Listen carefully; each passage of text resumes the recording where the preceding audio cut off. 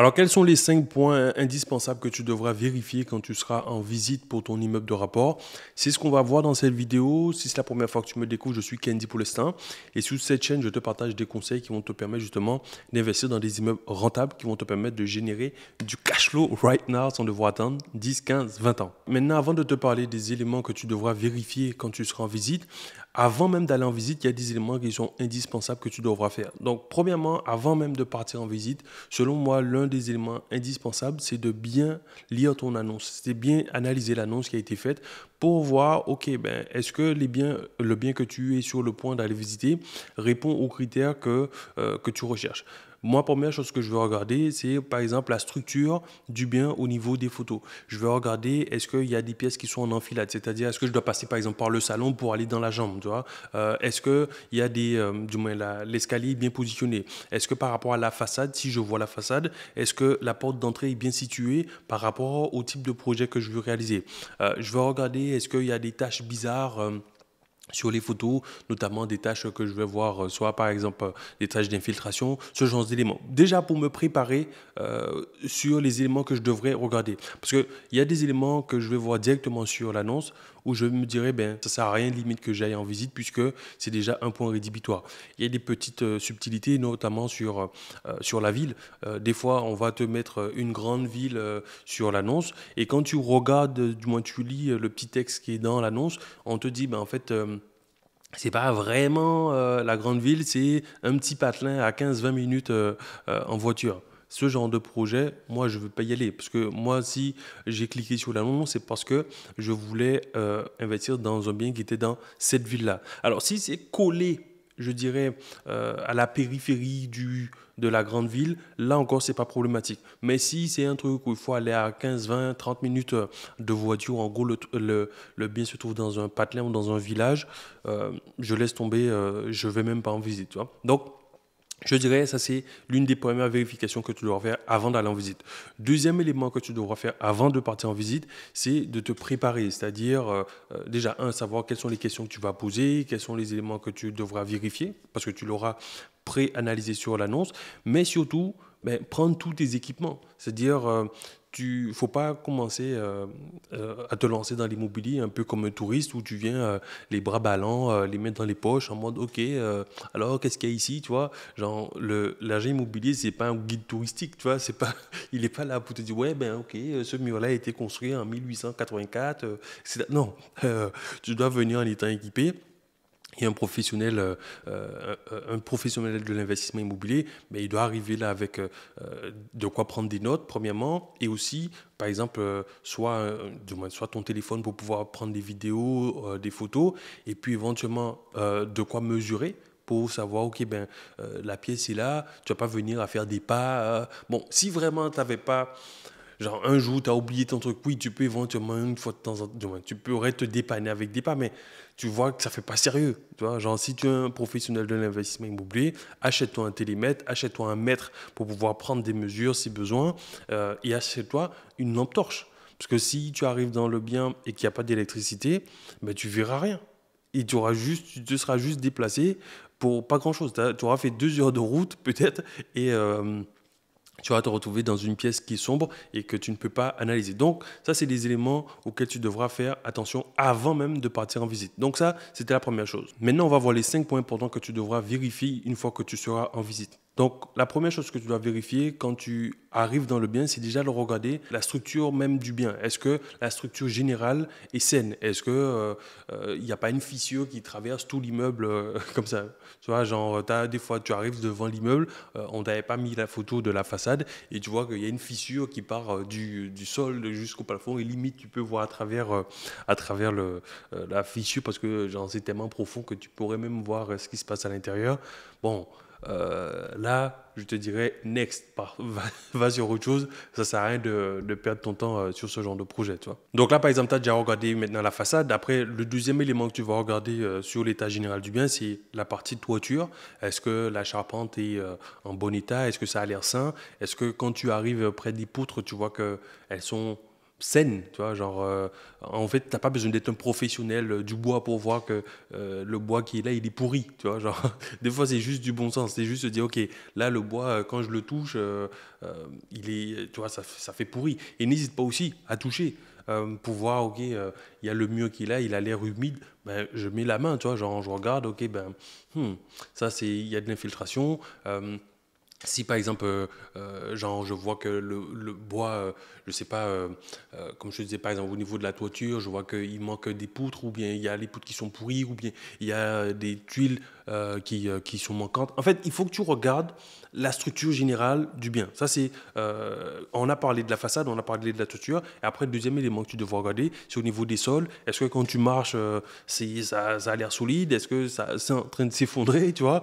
Genre, déjà, tu peux déjà avoir un premier aperçu général du bien. Si ça c'est OK, à ce moment-là, on va passer sur le deuxième élément qu'il faudra vérifier. Une fois qu'on a regardé le premier élément qui était la structure générale, maintenant on va regarder des petits éléments un peu plus en détail. On va regarder notamment moi, ce que je vais voir, c'est par exemple la configuration du bien au niveau de l'escalier. Est-ce que l'escalier lui-même est en bon état? Comment les pièces vont être desservies? Et déjà là, à ce stade-là, je peux déjà commencer à me projeter pour voir un immeuble que je vais subdiviser, ben, ok, ben, où sera telle ou telle pièce, que ce soit la kitchenette ou la salle de bain, je vais déjà commencer à voir, ok, dans ma configuration standard, est-ce que ça rentre, tu vois? Donc, je vais regarder par rapport à la largeur des pièces, est-ce que ça va rentrer? Si je vois que des pièces sont beaucoup trop petites, parce que des fois, tu vas voir une photo, ça a l'air intéressant, mais quand tu arrives sur place, tu te rends compte que, ben, en fait, limite, c'est même pas une pièce, c'est un couloir. C'est-à-dire que quand tu tends les deux bras, ben, tu peux toucher les deux murs de part et d'autre. Bon, ben là, tu sais que c'est pas forcément le meilleur type de projet. Donc, ça, c'est, je dirais, le deuxième élément que je vais regarder. Une fois que j'ai regardé la structure générale, je vais pas trop regarder la partie électricité, chauffage, etc. Puisqu'en général, c'est des éléments que je vais tout virer et que je vais remplacer. Donc là, en gros, pour moi, c'est pas trop problématique que le bien ne soit pas forcément aux normes sur la partie électrique, puisque de toute façon, je vais refaire l'électricité. Mais je vais surtout regarder au niveau de la configuration, si ça rentre bien dans les plans que je fais habituellement pour que je puisse justement maximiser la rentabilité du projet. Maintenant, le troisième élément que je vais regarder quand je serai sur le bien, c'est essayer de comprendre en fait l'environnement du bien. Parce que des fois, sur la photo, on te montre que le bien, on te montre juste la façade ou peut-être que quelques pièces, mais quand tu arrives à l'intérieur, en regardant pas à travers les fenêtres, mais tu peux voir un petit peu dans quel environnement se trouve le bien. Et moi, je me souviens une fois, je suis parti en visite, j'arrive, tout m'a l'air intéressant, et quand je vais à l'arrière, j'ouvre la fenêtre, du moins je regarde à travers la fenêtre, et je vois qu'il y a comment dire, un chemin de fer qui passe juste derrière. Et là, bien évidemment, la GMOB me dit oui, vous inquiétez pas, il passe une fois par jour, c'est juste comment dire, c'est juste des trains commerciaux qui passent là. Oui, ouais, ouais. Écoute, arrête ton cinéma, tu vois. Et là, ce bien-là, ben, à ce moment-là, c'est bon, je laisse tomber parce que je sais que là, en termes de nuisance sonore, ce sera catastrophique, tu vois. Et même sur ce bien-là, il y avait même des fissures du côté du mur du fond qui était à côté du passage du train. Donc tout ça pour dire que pour moi, c'est des éléments que je n'ai pas pu voir. Mais le fait justement de regarder un petit peu l'environnement du bien, ben, ça m'a permis de savoir, ok, si je devais me positionner ou pas. Mais là, j'ai regardé l'environnement direct, c'est-à-dire qu'est-ce qui est, par exemple, derrière ou devant, mais tu peux regarder aussi ce qu'il y a autour. Est-ce qu'il y a une boîte de nuit? Est-ce qu'il y a un restaurant? Il y a un truc qui va peut-être me générer d'autres nuisances, que ce soit sonore à cause du bruit, que ce soit des nuisances vibratoires, comme je dis, parce qu'en gros, tu vas avoir soit un truc, je sais pas, une usine à côté avec une presse, tu vois, qui tape toute la journée comme ça pour sortir des tôles. Ben, tu vois, genre là, je vais faire attention. Ou je vais regarder, est-ce qu'il y a un truc qui va générer des odeurs, notamment comme je te parlais, des cuisines ou des restaurants où tu vas avoir une odeur d'inox, tu vois, genre, cette odeur dégueulasse. C'est une odeur dont j'ai horreur, tu vois, genre l'odeur de cuisine, de vaisselle et tout là. Ben ça, c'est des éléments auxquels je vais faire attention. Je vais essayer de voir est-ce qu'il y a ça autour. Et si j'ai du moins tous ces éléments-là sont OK, là je peux passer à la quatrième vérification. Maintenant, la quatrième vérification que je vais faire quand je vais aller visiter un immeuble, c'est la partie technique. Parce que comme je vais faire de la location courte durée, il me faut savoir est-ce que je pourrais mettre un local technique, ou en tout cas une buanderie qui me permettra de faire tout ce qui est mettre la machine à laver, la vaisselle, etc. Donc je dois trouver l'endroit où je vais pouvoir mettre cet élément-là. Et le cinquième élément que je vais regarder, c'est est-ce que j'aurai un tout à l'égout qui est déjà installé? Parce que si il n'y a pas de tout à l'égout d'installer, il faudra que je l'installe. Et en fonction de s'il y en a un, voir où est-ce qu'il est positionné pour savoir où est-ce que je vais devoir mettre ma colonne technique pour l'évacuation des différents logements. Et une fois que j'ai validé tous ces éléments-là, ben là, je vais maintenant m'intéresser au contexte de la vente pour savoir qu'est-ce qui s'est passé, pourquoi la personne cherche à vendre, et déjà essayer d'identifier si c'est le bon vendeur pour moi. C'est quoi un bon vendeur pour moi? C'est quelqu'un qui est en galère, qui a besoin de vendre son bien et qui va accepter mon offre, quoi. Parce qu'en fait, si tu te retrouves en face de quelqu'un qui n'est pas forcément en galère, qui a énormément de vendeurs en face et qui a le choix, bon, c'est pas forcément le type de vendeur que je recherche, puisque là, je ne pourrais pas avoir une négociation agressive et je ne suis pas là pour essayer de faire, comment s'appelle cette émission-là, tu vois, genre où tout le monde va surenchérir pour dire, ouais, moi, je vais l'acheter à temps. Moi, je l'achète à temps. Moi, je l'achète à temps. Moi, je suis pas là pour faire ça, tu vois. Je sais plus comment s'appelle cette émission. Si tu t'en rappelles, mets-moi dans les commentaires, mais je me rappelle plus. Et du coup, si je vois qu'il y a trop de gens, que le vendeur est trop à l'aise, c'est-à-dire qu'il n'est pas assez en galère, je vais laisser tomber. Mais en tout cas, l'idée pour moi, c'est de bien comprendre le contexte de la vente pour savoir sur quoi je vais pouvoir appuyer. Une fois que j'aurai récolté toutes ces informations, mais je vais pouvoir ensuite me poser à la maison, regarder un peu les chiffres, regarder par rapport à la configuration de l'immeuble, qu'est-ce qui serait possible de faire? En gros, avec la situation actuelle, qu'est-ce qui est potentiellement possible? Et avec ces éléments-là, je vais faire mon petit calcul, voir si ce projet est intéressant ou pas. Et si ce n'est pas intéressant à l'instant T, mais qu'est-ce qu'il faudrait faire pour pouvoir le rendre intéressant, le rendre rentable?